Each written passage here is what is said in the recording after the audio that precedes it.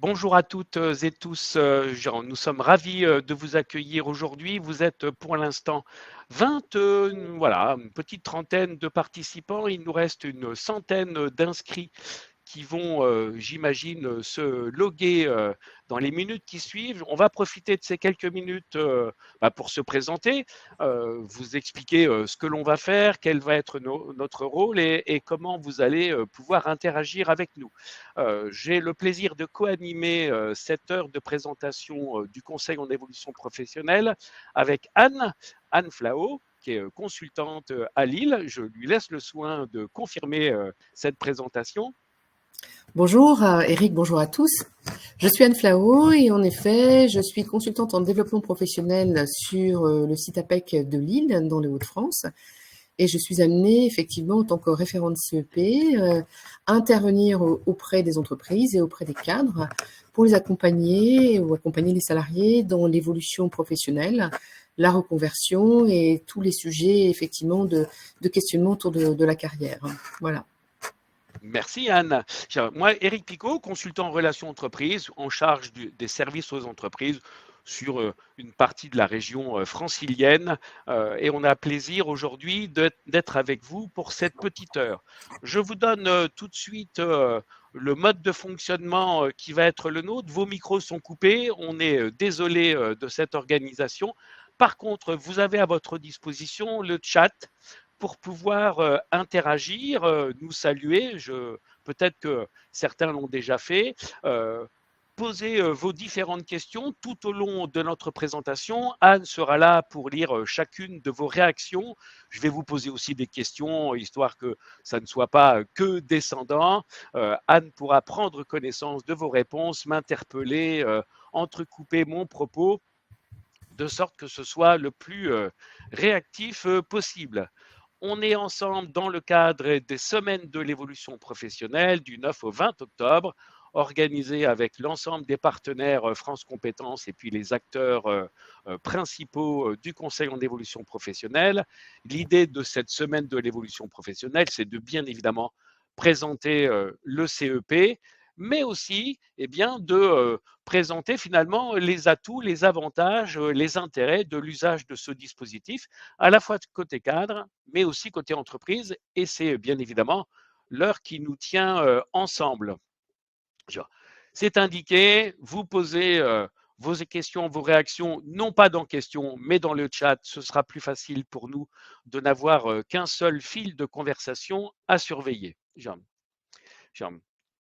Des choses que j'ai déjà indiquées, beaucoup d'événements, tout en digital. Il y a énormément d'inscriptions, ce qui est plutôt intéressant et ce qui montre finalement l'importance que prend ce dispositif. Peut-être que c'est à mettre en relation avec le niveau de tension du marché de l'emploi qui actuellement, côté cadre, mais aussi côté entreprise, pose quelques difficultés. Le contenu de cette heure, le CEP déjà rapidement posé le contexte légal favorable à l'usage, à la présentation et on va dire aux bénéfices du CEP.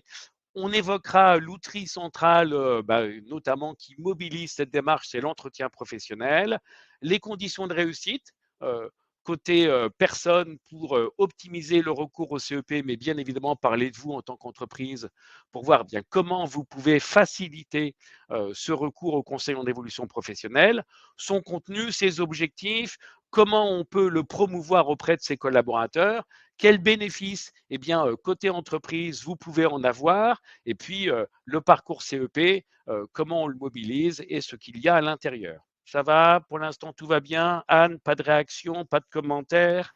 Non, pour l'instant, bonjour de tout le monde. Et pour l'instant, nous attendons Tout de, va je bien. pense, de rentrer dans le vif du sujet pour qu'il y ait des Ouais, réactions et des commentaires. Voilà. c'est ça. Allez, c'est parti. Le contexte légal, bien, vous le savez tous, hein, depuis le 1er janvier 2015, la réforme de la formation professionnelle a mis en place le compte personnel de formation. À vrai dire, ça a mis en place trois choses. Est-ce que vous avez une petite idée de ces trois éléments qui composent les grands changements de cette réforme de la formation professionnelle? Le CPF, c'est écrit. Les entretiens professionnels Genre, seul entretien obligatoire, hein, à mettre en œuvre en entreprise. Genre, j'espère que tout le monde a mis en place son entretien professionnel. Et puis, bien évidemment, le conseil en évolution professionnelle. C'était quoi la finalité de cette grande mise en œuvre? Ça avait quoi comme vocation? Genre, est-ce qu'il y a des réactions? Je vous avais prévenu que je poserais des questions, hein. Alors pour l'instant, non, simplement on me demande quand si le diapo sera disponible. Donc j'ai précisé à tout le monde que le replay sera Oui, disponible à la fin des semaines de l'évolution professionnelle, à partir du 21 octobre, et ce durant un an. Donc il faut être un tout petit peu patient.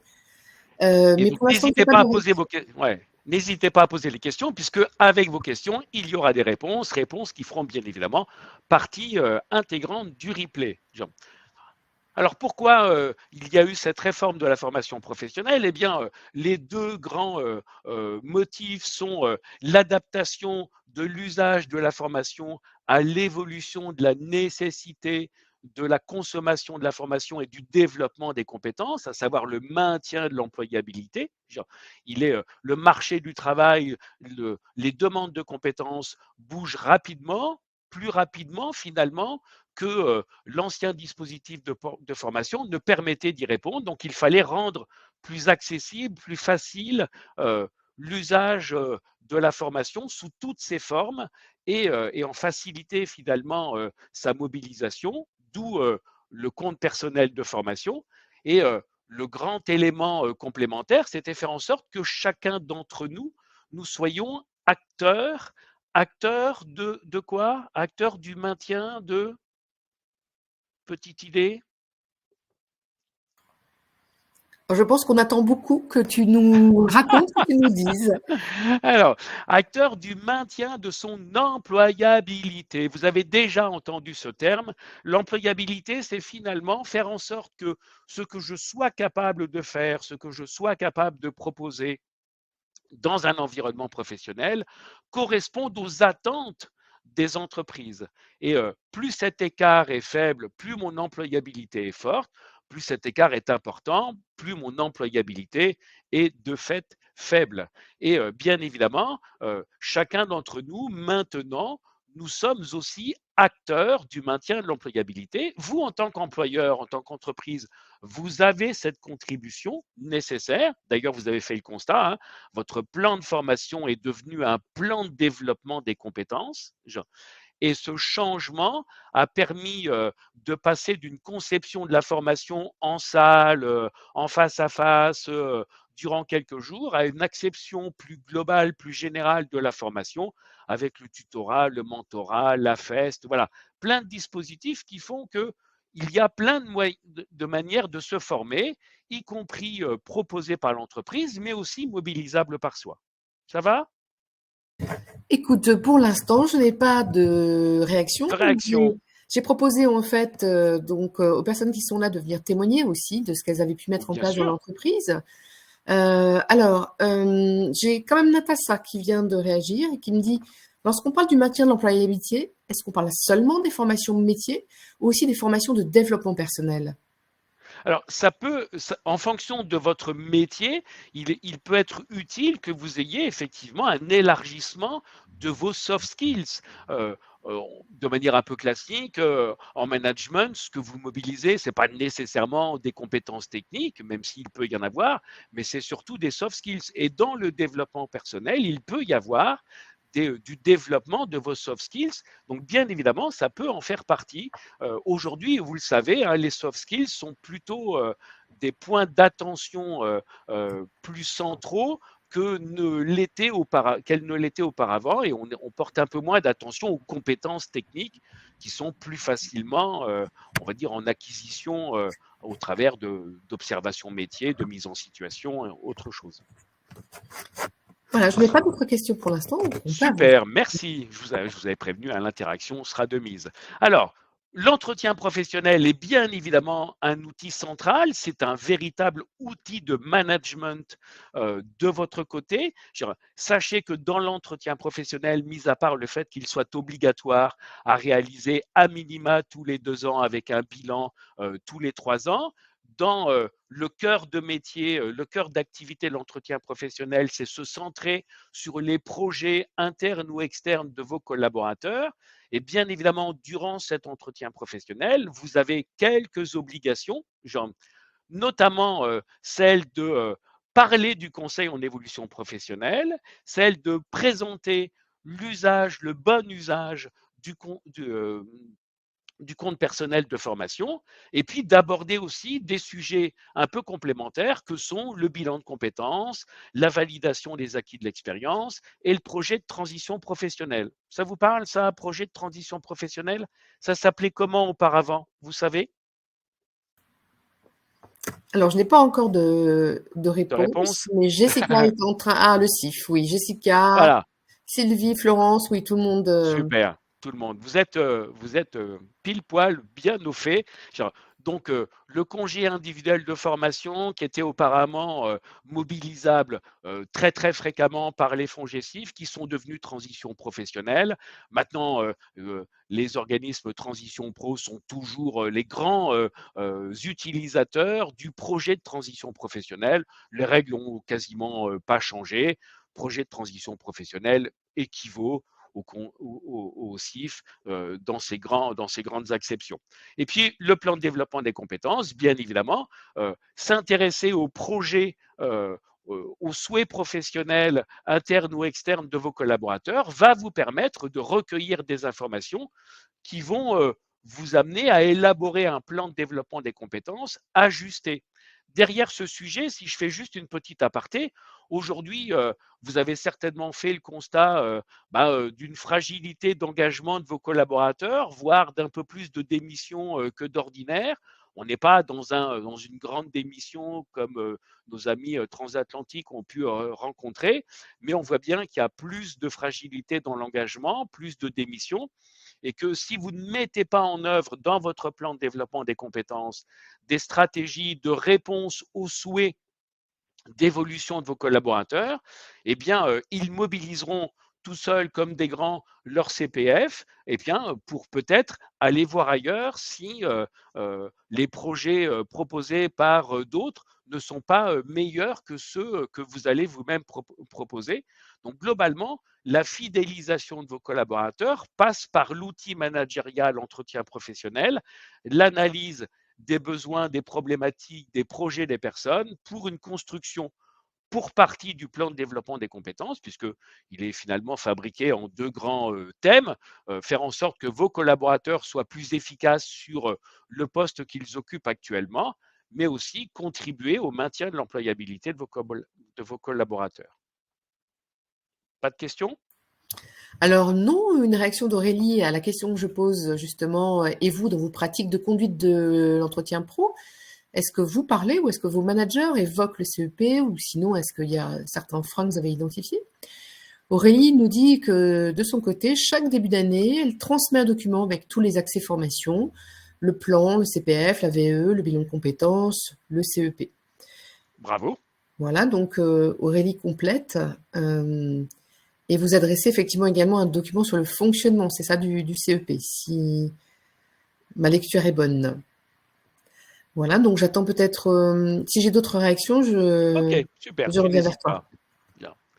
Donc, globalement, quelques conditions de réussite pour optimiser le recours au CEP. Genre, ça, c'est des choses que vous pouvez énoncer lorsque, en tant que responsable RH ou référent CEP ou référent mobilité dans vos entreprises, eh bien, des collaborateurs viennent vous voir en vous disant j'aimerais bien réfléchir, j'ai entendu parler du CEP, comment je m'y prends, qu'est-ce que je fais, à quoi ça sert, où je vais.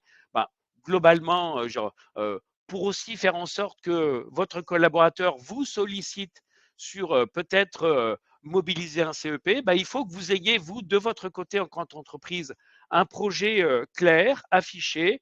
Quelles sont l'évolution de vos métiers pour demain?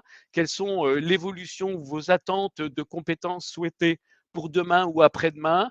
Quelles sont vos projections d'évolution d'activité pour l'avenir?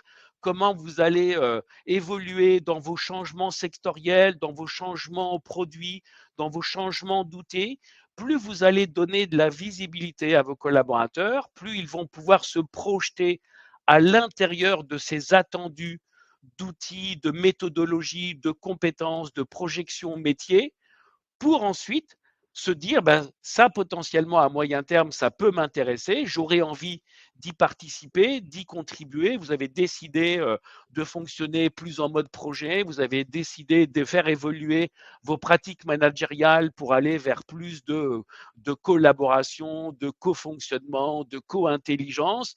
Vos managers peuvent se dire, oh là, zut, mais moi, je ne sais pas du tout faire ça. Si je veux rester encore employable au sein de mon entreprise, certes, elle va peut-être me proposer des choses de son côté, mais moi, je peux aussi être intéressé et pourquoi pas souhaiter y accéder. Et donc, plus votre projet est clair, plus vos besoins demain, après-demain sont affichés, et bien plus la projection va donner du sens. On le sait tous, aujourd'hui, chaque collaborateur a besoin d'un peu de sens dans la pratique de son métier. Et bien, ce projet clair, identifié, affiché, consultable permettra une projection de sens. La raison d'être partagée, globalement, c'est qui on est, à quoi on sert, où on va, comment on fonctionne. Vous savez, la raison d'être, c'est le nouveau terme pour expliquer quelles sont nos valeurs, quels sont nos éléments sur lesquels on peut s'appuyer, des enjeux RH prioritaires, qu'est-ce qui est prioritaire comme développement, qu'est-ce qui est prioritaire comme acquisition, qu'est-ce qui est prioritaire comme niveau de maîtrise, comme niveau de performance dans l'exercice de mon métier. Tout ça va faciliter la projection de manière très opérationnelle, avoir des fiches fonctions à jour, avec notamment des compétences souhaitées, des niveaux de maîtrise de compétences que parfois vous n'avez pas dans vos fiches fonctions, des référentiels métiers de vos branches professionnelles accessibles, là aussi pour permettre la veille, la prospective, la projection dans ces évolutions métiers, un plan de développement des compétences accessible,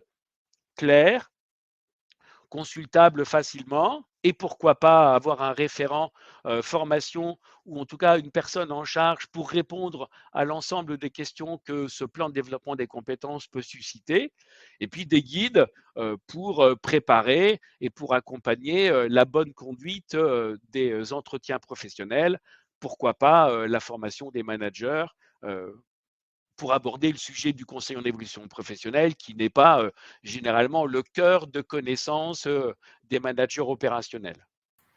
Alors justement, Eric, on a plusieurs réactions. Nous avons Audrey qui nous dit qu'elle en parle en fait en journée de formation lors des arrivées des CDI. Cindy qui nous dit que chez elle, c'est une réunion d'information pour les managers à chaque début d'année avec un focus sur les dispositifs de formation. Super. Floriane qui explique qu'elle propose un livret d'accueil RH distribué à chaque intégration et qui évoque les différents dispositifs de formation.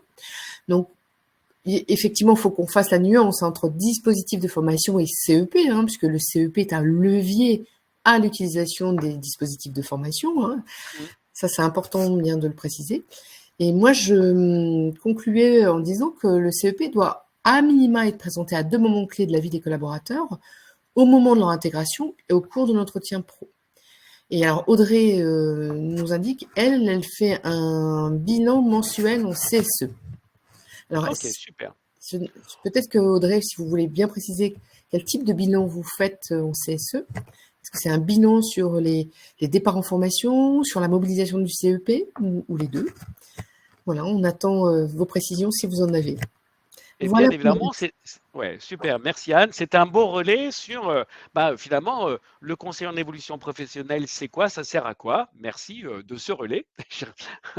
Donc, quelques éléments fondamentaux. Le CEP, déjà, c'est gratuit. Donc, ne pas avoir de frein quant à l'usage du CEP, il n'y a aucun financement à prévoir. Les résultats du CEP sont confidentiels. Ils n'appartiennent qu'aux collaborateurs.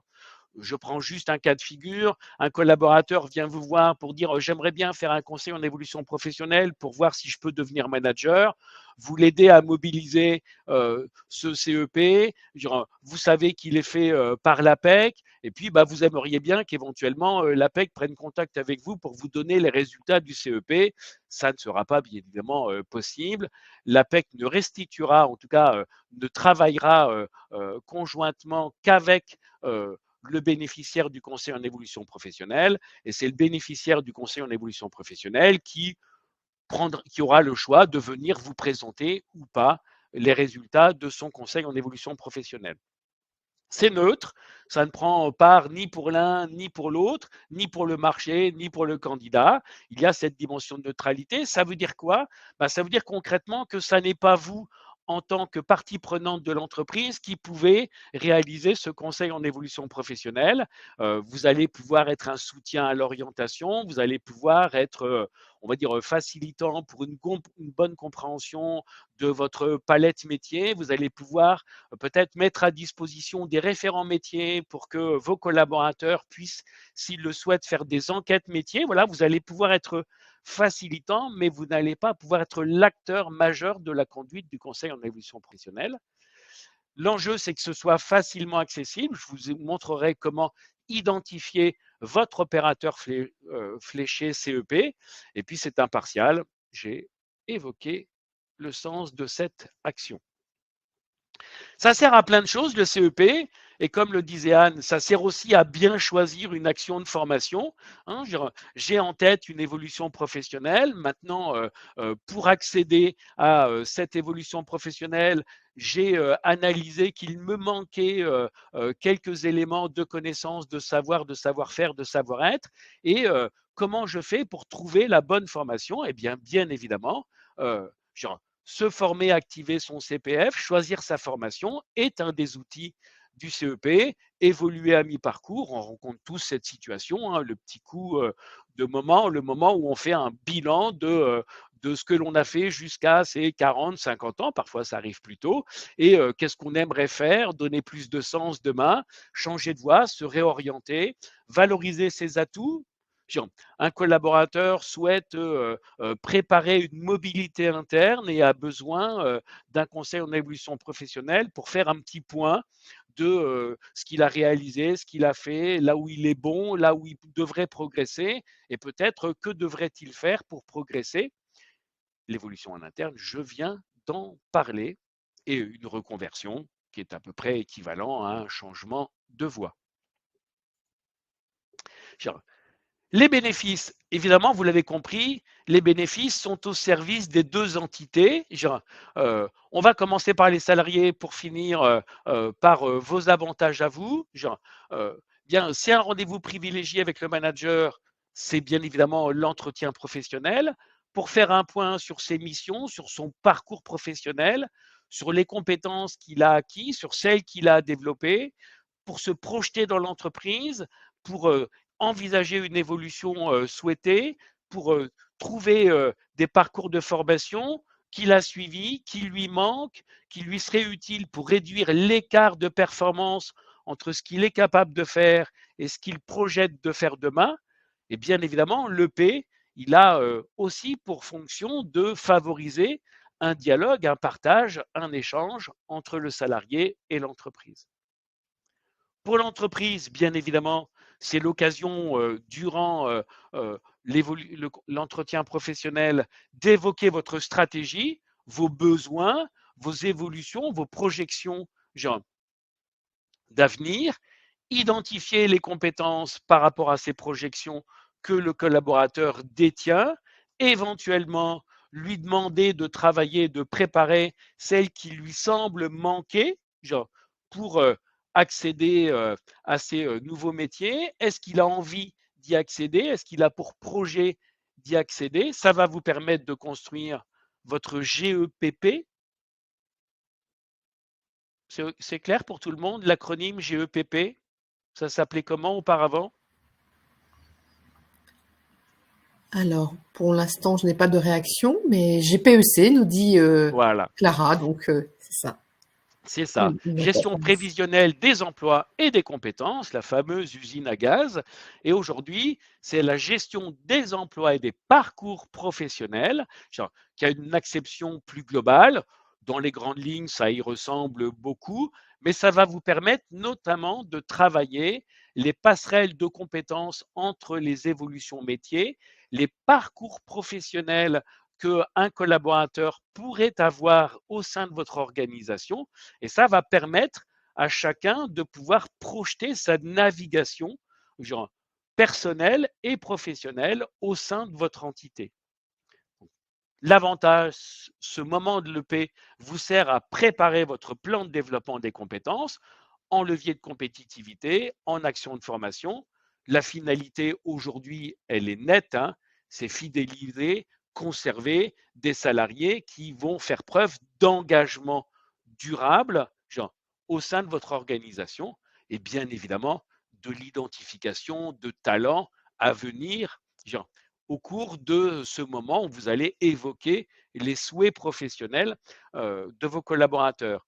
Un collaborateur qui évoque le souhait, imaginons, d'évoluer vers une fonction managériale alors qu'il n'est pas manager, si vous ne prenez pas en charge, si vous ne traitez pas ce sujet, de toute manière, le collaborateur va poursuivre son projet sans vous, Jean. Donc, et peut-être regrettera que l'entreprise n'ait pas facilité son évolution professionnelle. Donc, vous allez réduire l'engagement et vous allez réduire la fidélisation. Donc voilà, partez du principe que ne pas intégrer d'une manière ou d'une autre, ne serait-ce qu'en facilitation, les souhaits d'évolution, pas uniquement verticale, hein, mais c'est aussi horizontal. Hein. La mobilité interne n'est pas que verticale, elle est horizontale, elle peut aussi être géographique. Et de fait, voilà, votre démarche de facilitation vient travailler ce sujet de l'employabilité et permet plus de fidélisation, plus d'engagement. Des réactions?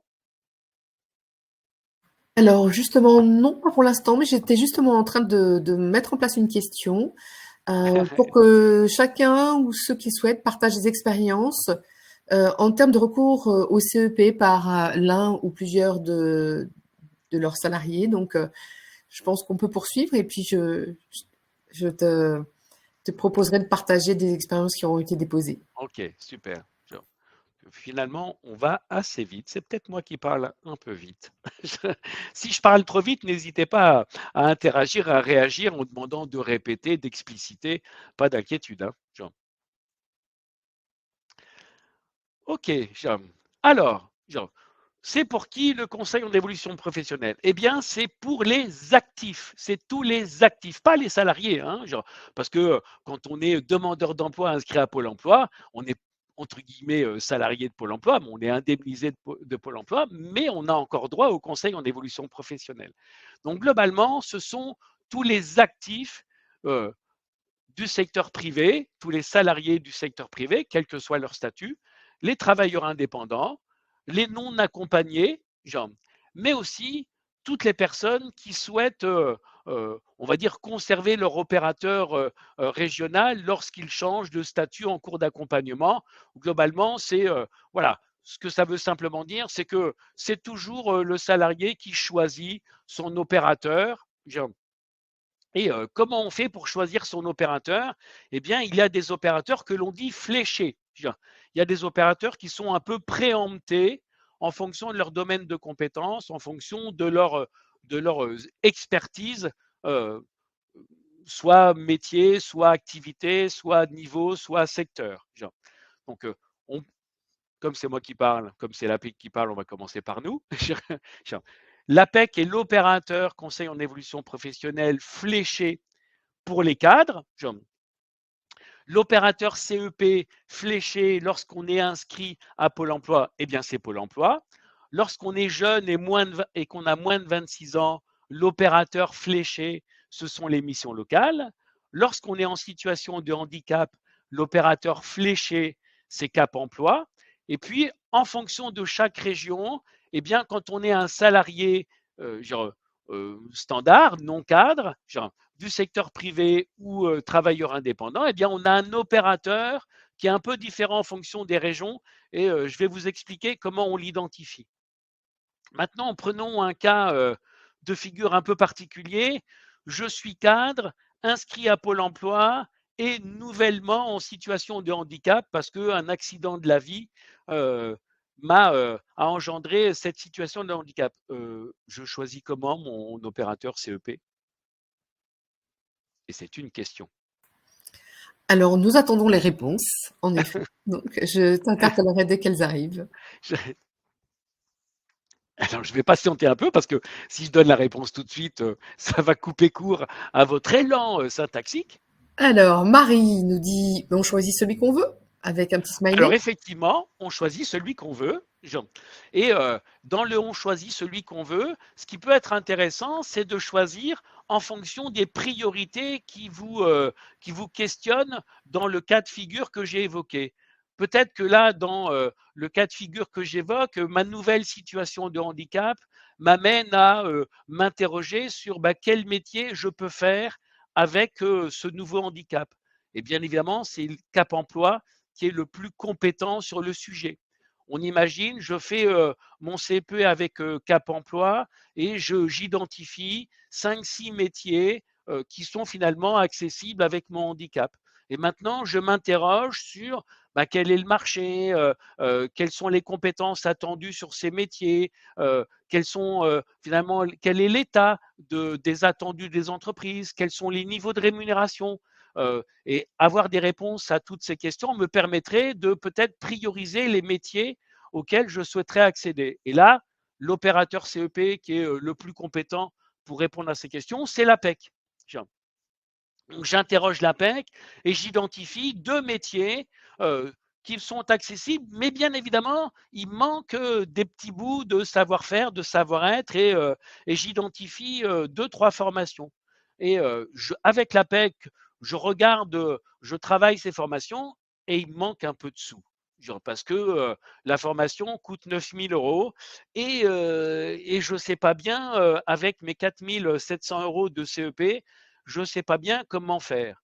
Et là, ça peut être intéressant d'aller voir Pôle emploi, mais aussi d'aller vous voir vous en tant qu'entreprise, parce que en tant que facilitateur, vous pourriez pourquoi pas abonder le CPF de votre collaborateur.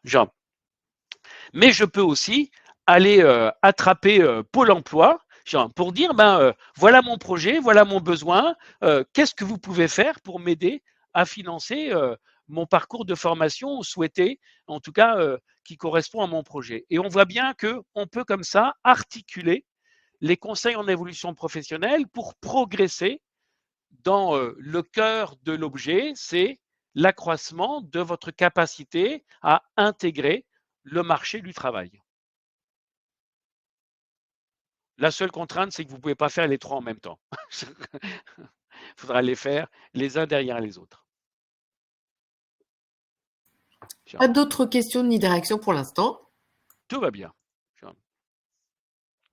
Donc globalement, on l'a vu, on l'a reformulé ici, là, mais le conseil en évolution professionnelle, ça peut aussi concerner la reprise, la création d'activités, ça peut concerner la certification professionnelle.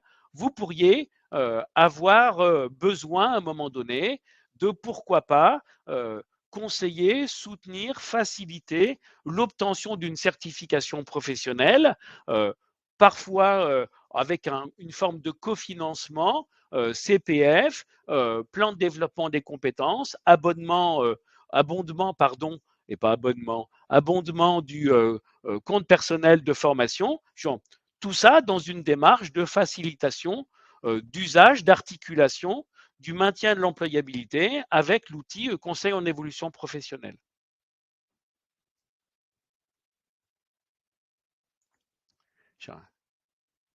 Alors, je vais peut-être aller un tout petit peu. Non, je peux. C'est quoi c'est parce que la réponse comment, j'ai plus l'habitude, voilà, d'aller sur ça. Vous l'avez compris, en fonction de votre zone géographique, lorsque vous êtes salarié ou lorsque vous souhaitez faciliter à l'un de vos salariés la prise de contact avec un opérateur CEP, je vous invite à faire utiliser ou pourquoi pas utiliser pour apporter l'information si votre collaborateur n'est pas bien équipé en connexion avec le web, d'aller sur le site mon-cep.org.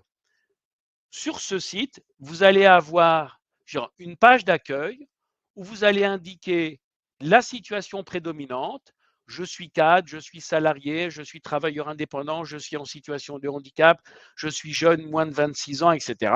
Voilà, je suis demandeur d'emploi. Vous allez indiquer votre localisation. Vous allez indiquer la zone géographique à l'intérieur de laquelle vous souhaitez identifier un opérateur CEP. Vous allez cliquer sur rechercher et vous allez avoir une liste d'opérateurs que vous allez pouvoir solliciter. Et notamment lorsque vous indiquez cadre, pour l'exemple de Anne, vous indiquez Lille, vous allez avoir l'APEC des Hauts-de-France qui va s'afficher. Vous allez arriver sur le site de l'APEC directement et pouvoir prendre un rendez-vous et être rappelé pour fixer un rendez-vous en tenant compte de vos contraintes, on va dire, de disponibilité. Donc la mobilisation du CEP est généralement extrêmement facile. Alors, je ne connais pas les sites internet de tous les opérateurs. Je dois avouer n'avoir jamais testé l'inscription d'un CEP avec la mission locale. Peut-être, Anne, tu as, toi, cette expérience? Alors non, pas particulièrement, mais pour le coup, j'avais une question tout à l'heure qui était intéressante. Quelqu'un qui me disait, qui nous demandait si c'était l'entreprise qui devait prendre rendez-vous pour son salarié. Alors, j'ai fait une réponse, mais peut-être que tu peux compléter, hein. Le CEP, il a été vraiment créé afin que chacun prenne part, en fait, ou devienne acteur de sa propre évolution professionnelle. Donc, il y a une obligation d'information de la part de l'entreprise, mais il n'y a pas C'est une ça. obligation de prendre le rendez-vous pour le salarié, hein. C'est ça. Globalement, à minima, faites en sorte que l'idée, c'est faire en sorte que votre salarié soit le plus autonome possible. Donc, vous allez informer, et c'est là où vous devez disposer de toute la connaissance pour faciliter l'accès au CEP. Maintenant, rien ne vous empêche vis-à-vis d'un collaborateur qui est vraiment, on va dire, très gauche avec l'usage d'Internet, peut-être pourquoi pas un équipement, de lui dire, ben voilà, on se met ensemble à côté avec un PC et je t'explique, voire même on le fait ensemble et je te soutiens dans la mobilisation de ton conseil en évolution professionnelle. À vrai dire, la bienveillance et l'empathie avec laquelle vous allez pouvoir faciliter l'accès. Votre minima, c'est l'information. Après, rien n'empêche de soutenir et de faciliter l'accès. Je reviens juste sur le slide auparavant. À vrai dire, un conseil en évolution professionnelle, ça va permettre de faciliter l'expression de la demande et du besoin de la personne. Ça lui permettra à minima d'accéder à un premier niveau d'information sur les métiers, sur l'offre de formation, sur l'environnement professionnel, sur les dispositifs de financement. Et puis, ça va faciliter l'accès aux démarches possibles et éventuelles qu'il faudra donner. C'est de toute manière toujours un accompagnement personnalisé. Chaque opérateur a des dispositifs d'accompagnement un petit peu différents. Il est présenté, ce dispositif d'accompagnement, et il est co-construit entre le consultant et le bénéficiaire du CEP à l'APEC. Généralement, c'est entre 1 à 2, 3, voire 4 entretiens. C'est généralement une durée assez courte, 1 mois, peut-être 2 mois de prise en charge. Et ça donne toujours lieu à une restitution sous la forme d'une synthèse qui permettra de quels objectifs nous avions ensemble, qu'est-ce que nous avons mis en place, qu'est-ce que vous avez obtenu comme résultat et éventuellement, que vous reste-t-il à faire. Et ce travail-là, le collaborateur peut être amené à vous le présenter et les consultants APEC peuvent aussi préparer vos collaborateurs à vous présenter ces résultats parce que, alors sur des fonctions cadres, généralement, on n'a pas trop besoin de ça, mais pour certaines populations, il peut être utile de faciliter la présentation des résultats ou du travail qui a été réalisé lors d'un conseil en évolution professionnelle. Oui, je complète effectivement, Eric, je confirme que le CEP est vraiment un très bel outil en fait pour aider le salarié finalement à argumenter en fait son besoin et le rendre acteur aussi de sa demande de négociation ou d'évolution. Et le CEP est un temps aussi où on accompagne les cadres dans l'argumentation d'un nouveau projet qui peut servir tout à fait une mobilité interne. C'est finalement, on va dire, les éléments d'avantage que vous pouvez avoir. C'est un outil qui peut être au service de votre gestion de la mobilité interne. Genre. Et vous avez pour ça le biais de l'information. Alors justement, il y a Natassa Barak qui intervient et qui dit je ne savais pas qu'il y avait un réel accompagnement. Je pensais qu'il s'agissait juste d'un rendez-vous d'information. Alors peut-être qu'on peut en dire un petit peu plus sur comment ça se Oui, passe concrètement. Oui. genre, vas-y Anne, genre, sauf si ta gorge ne te permet pas une prise de parole longue, mais Oui, alors je peux expliquer concrètement comment ça se passe. En tout cas, ce que nous faisons à Lille en Centre APEC correspond à ce que vous allez trouver en fait sur l'ensemble du territoire. Il se peut que certaines personnes aient juste besoin en fait de valider un ressenti. Vous avez et qui vont être satisfaits de cette situation en un rendez-vous. D'autres personnes en fait qui sont déjà passées plutôt à la phase d'analyse et qui vont avoir besoin en fait de plusieurs rendez-vous pour travailler sur la prise de conscience ou la prise de oui, je dis de conscience de leurs compétences, de ce qui fait leur valeur particulière, de ces fameux soft skills effectivement dont on parle souvent mais dont on a du mal parfois à mettre des mots dessus, de préparer un argumentaire pour un entretien, de préparer un argumentaire dans le cadre d'une évolution. Ça peut prendre soit 1 heure et demie, soit 2 ou 3 rendez-vous. Si on a besoin effectivement, là plutôt, on est face à quelqu'un qui est perdu et qui est complètement perdu en termes d'orientation. Effectivement, ça va un peu prendre un peu plus de temps puisqu'on va le questionner en fait sur ses motifs de satisfaction, d'insatisfaction, ses raisons, les raisons qui ont déclenché le rendez-vous, toutes les raisons qui peuvent être internes ou externes, internes à lui ou externes, enfin liées à l'entreprise ou à son environnement. Ça peut prendre un peu plus de temps parce que on pourra lui proposer de passer un test qui s'appelle Motiva, par exemple, qui est un test d'aide à l'orientation. Et on pourra en fait déployer un certain nombre de supports d'échange qui feront que on aura à rebondir en 1, 2 ou 3 fois si besoin. Donc ça, c'est vrai dans l'élaboration d'un projet ou dans même la validation d'un projet ou dans le besoin de se réorienter ou dans le besoin de préparer une mobilité interne. Après, vous avez des personnes qui ont juste besoin d'être confortées, validées dans leurs outils de communication, sur leur CV, sur la manière dont ils parlent à l'extérieur de leur parcours. Ça peut ne prendre aucun rendez-vous, en fait. hmm. Oui. Et pour compléter, une des valeurs ajoutées du CEP à l'APEC, c'est aussi la confrontation au marché de l'emploi, puisque bien Parfait. évidemment, on a beaucoup d'études, on a beaucoup, on va dire, d'éléments de compréhension, de référencement, combien cet emploi vaut, quels sont les attendus des entreprises en termes de compétences, quels sont les intitulés de postes actuels, quels sont les postes qui sont actuellement recherchés, qui sont un peu moins recherchés.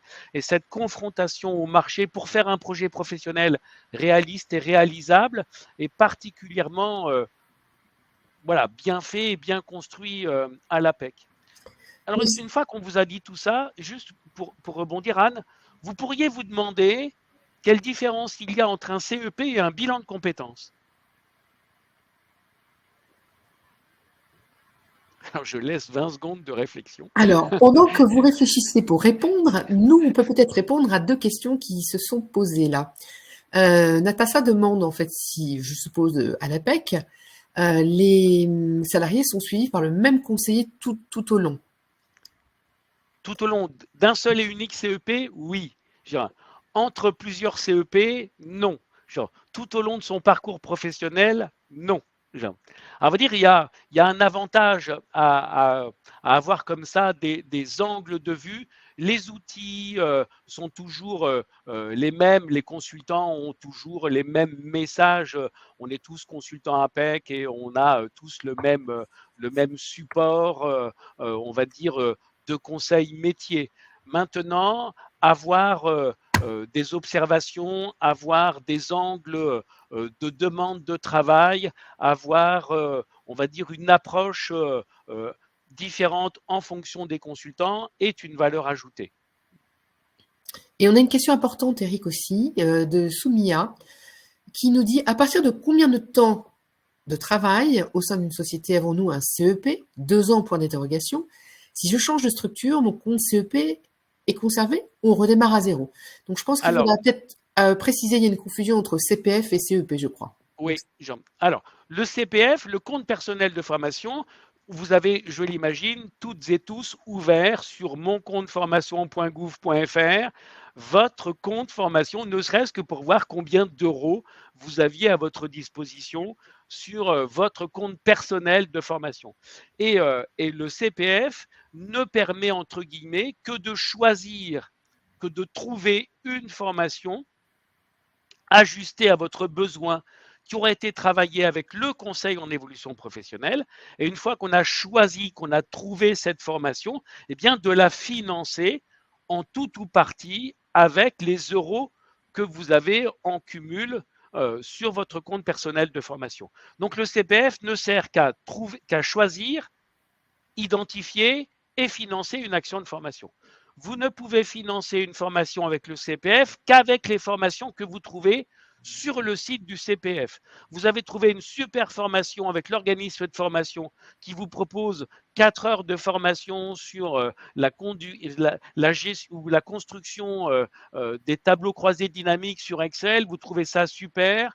Vous aimeriez bien financer cette formation avec le CPF. Si vous ne trouvez pas cette formation avec cet organisme, avec cette modalité pédagogique à durée, vous ne pourrez pas la financer avec le CPF. Juste pour faire un petit bémol, sur le CPF, vous ne trouvez que des formations qui sont certifiantes, c'est-à-dire qui sont inscrites au RNCP, au répertoire national des certifications professionnelles. Donc, on ne trouve pas tout. Il y en a énormément, mais on ne trouve pas tout. Alors, Eric, justement, peut-être préciser à Soumia que donc le conseil en évolution professionnelle est mobilisable à tout moment de sa vie professionnelle jusqu'à la veille de la retraite. Et quelle que soit la situation, qu'on soit en poste, ou bientôt plus en poste, ou en difficulté, ou demandeur d'emploi, ou jeune, ou moins jeune, peu importe. Le CEP est donc vraiment un outil, je dirais, gratuit, universel, mobilisable tout au long de la vie et autant de fois que vous en avez besoin. C'est ça. Il n'y a pas de limitation au nombre. C'est-à-dire que vous n'avez pas droit à un CEP tous les ans, tous les 5 ans, tous les 3 ans. Et il n'y a pas une fois que vous avez un CEP, vous n'êtes pas contraint par une durée d'attente pour en mobiliser un autre. Non, vous pouvez faire 3, 4, 5 CEP d'affilée, si je puis dire. Voilà, il n'y a pas de limitation. Maintenant, faire un conseil en évolution professionnelle, comme le disait Anne, c'est toujours du travail. Le consultant ne fera jamais les choses à votre place. Une personne qui bénéficie d'un CEP ne vient pas en disant « j'aimerais devenir data scientist rapidement, qu'est-ce que vous me proposez ?» La réponse ne viendra pas comme ça. On va lui dire, mettez en place des enquêtes métiers, renseignez-vous, faites déjà l'état des lieux de ce que vous savez faire, voilà.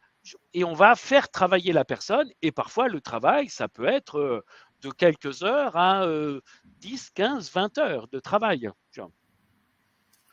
Merci Eric. Alors Soumia qui demande une précision. Est-ce que pour ce rendez-vous en CEP, l'entreprise, donc je suppose, Soumia, doit être prévenue par le salarié, hein? Non. Bien sûr que non. Hein. Non. Par contre, vous pouvez être facilitant parce que, bien évidemment, un collaborateur mobilise un conseil en évolution professionnelle et finalement, les horaires qu'il aimerait choisir sont sur son temps de travail. Et en tant qu'entreprise, pour faciliter finalement l'accès au CEP, vous pouvez accorder le fait que le conseil en évolution professionnelle soit fait sur le temps de travail. Donc, vous pouvez assez facilement avoir une contribution finalement au maintien de l'employabilité de votre collaborateur.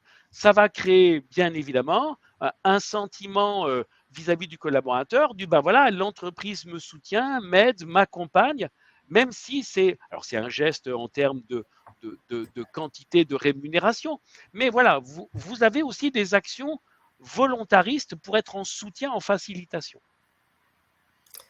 Alors du coup, j'en viens à aux réponses à la question que tu posais par rapport à la différence avec le bilan de compétences. Et donc nous avons Audrey qui nous dit effectivement on paie le bilan. Oui, Voilà, Aurélie confirme que le bilan de compétences est payant, en effet. Jean-Claude également. Audrey dit que c'est beaucoup plus approfondi quand on fait un bilan de compétences. Donc ça, c'était peut-être un sujet à échange. Audrey confirme qu'il y a une durée aussi, effectivement, donc il y a un ouais. cadre, hein, on va vous en parler. 24 heures, genre. Voilà, et Jean-Claude qui confirme que le temps consacré à la démarche est peut-être pas le même. Non, Voilà. non. Donc voilà Alors, pour, pour, on va peut-être consolider effectivement tout ça. ouais, on va consolider. Merci en tout cas de ces éléments de réponse qui sont justes. Le bilan de compétences vaut de l'argent, entre 1500, 1600 et parfois plusieurs milliers d'euros en fonction des cabinets. Juste pour information, le bilan de compétences est finançable avec le compte personnel de formation.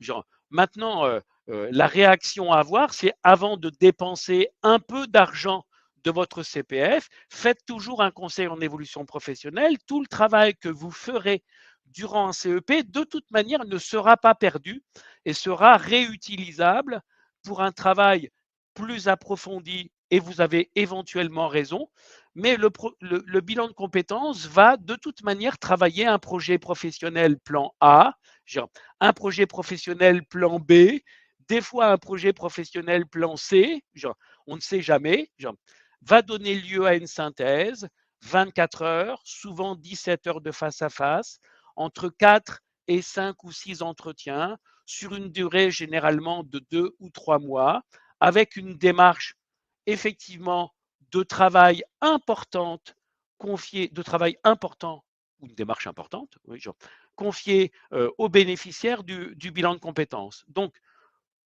on fait toujours un CEP en premier et si jamais on n'a pas eu le sentiment avec le CEP d'avoir assez approfondi, d'avoir assez développé un certain nombre de sujets, pourquoi pas mobiliser un bilan de compétences.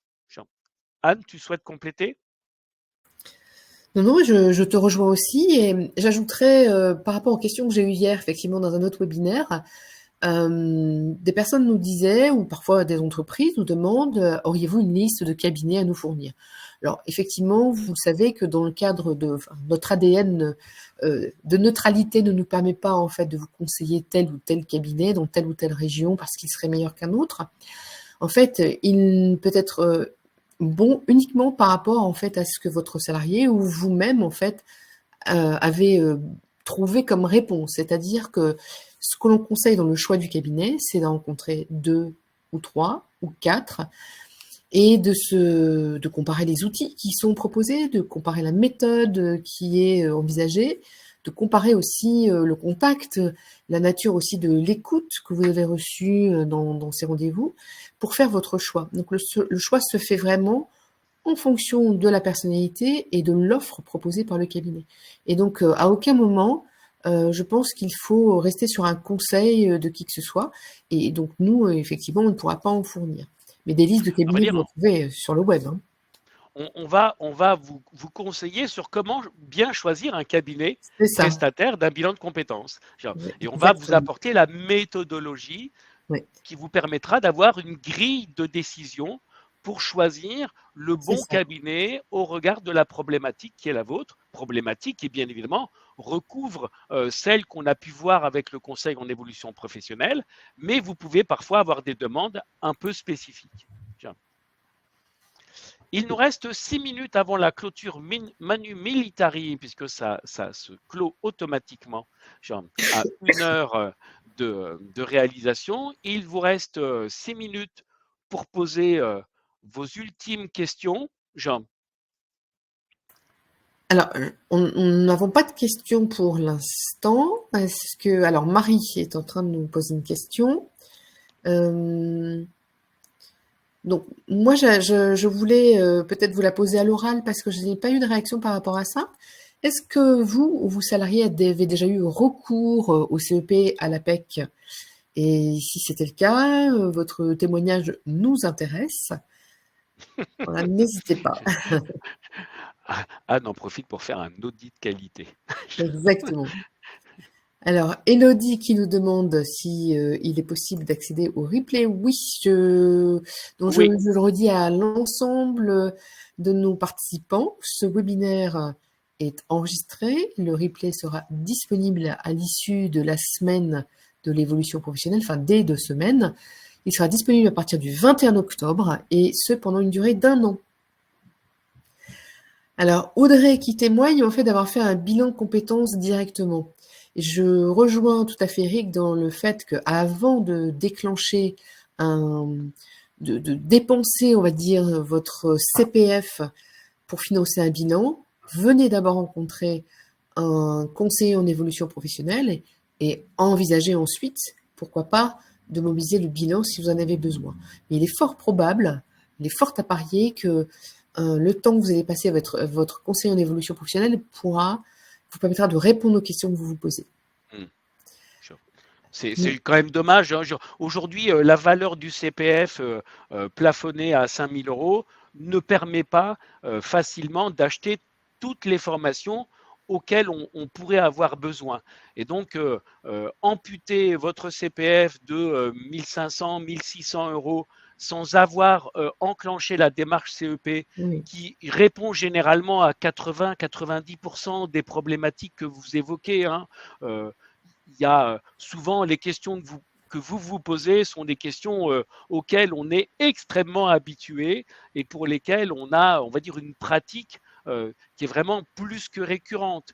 Donc, très rarement, vous allez exprimer à l'issue d'un CEP le besoin de faire un bilan de compétences. Et donc, vous aurez gardé, on va dire, quelques milliers d'euros au bénéfice de l'action de formation dont vous pourriez avoir besoin. Oui, merci Eric, parce que du coup, Marie nous dit que finalement, elle se rend compte peut-être que dans l'entreprise, on ne parlait pas assez aux collaborateurs qu'il était préférable d'abord de mobiliser un CEP. Alors effectivement, bon réflexe, Marie. Audrey qui dit, à l'époque, j'avais pas l'info. Après 24 ans dans la même boutique, effectivement. Donc, vous voyez à quel point votre responsabilité est importante en tant que RH et manager de diffuser cette information, parce que vous faites une action positive, empathique et bienveillante, et RSE d'ailleurs pour vos collaborateurs. Alexandra qui dit que tout est plus clair et nous remercie. Et puis surtout, Audrey qui dit, et ça c'est important, que le CEP peut être mobilisable pour une mobilité interne, pour préparer même une mobilité interne, préparer même une négociation de rémunération. On le fait aussi, ça. Ah oui. Voilà, donc Audrey qui nous dit merci pour la présentation. Élodie qui dit que le CEP est différent dans la fonction publique territoriale. Il y a un ou plusieurs conseillers en évolution professionnelle suivant les collectivités, effectivement. Oui. Alors, une question de Natassa Barak, qui est importante. Les rendez-vous CEP doivent être pris sur le temps de travail, point d'interrogation. Pas nécessairement. On peut le faire hors de son temps de travail. Chacun aussi peut s'organiser avec ses RTT. Chacun peut aussi s'organiser sur ses moments de vacances. Il n'est pas rare que des personnes profitent de moments de vacances pour mobiliser un conseil en évolution professionnelle. Et avec l'APEC, c'est d'autant plus facile qu'on peut solliciter l'APEC de son lieu de vacances. Donc voilà, il n'y a pas d'obligation que ce soit sur le temps de travail. C'est parfois quand même plus facile de mobiliser du temps sur son temps de travail. Encore faut-il que vous ayez joué le rôle de facilitation et que pourquoi pas dans votre information, vous permettiez, peut-être avec une étude au cas par cas ou de manière globale et générale, vous permettiez la réalisation dans vos stratégies de mobilité interne, dans vos stratégies RH, que vous présentiez ça comme un atout de votre organisation. Je te rejoins, Eric, puisque nous avons des clients à Lille qui l'intègrent en fait dans leur rituel RH et au titre de la RSE et de l'attractivité, la marque employeur, ça peut être un sujet effectivement de montrer que vous vous emparez du CEP et que vous offrez en fait la possibilité aux salariés X fois ou une fois par an, par exemple, de bénéficier d'un CEP sur le temps de travail. C'est, en tant que levier à la marque employeur, c'est intéressant. Alors, il nous reste, ça devrait, on vous remercie beaucoup, ça devrait se clôturer dans quelques instants. On vous remercie beaucoup de votre participation active. Je laisse le soin à Anne de collecter et de remercier à son tour. Oui, effectivement, nous sommes remerciés pour la présentation dynamique, passionnante. Bravo pour la façon dont vous avez transmis les informations. Merci beaucoup, c'était très intéressant. Écoutez, merci à vous pour vos retours positifs. Et puis, n'hésitez pas à venir nous rencontrer, hein, soit parce que vous voulez rencontrer votre consultant en relations entreprise, soit parce que vous voulez faire en sorte que vos salariés bénéficient du CEP. On peut même venir faire des présentations du conseil en évolution professionnelle dans l'entreprise pour vos salariés. Donc, n'hésitez pas à solliciter votre centre APEC le plus proche pour qu'un consultant vienne effectivement chez vous pour le faire dans ce sens. Merci à tous aussi, excellente journée et merci pour vos Merci, retours très merci, positifs. merci. Bien, au revoir. Au revoir, belle journée à tous.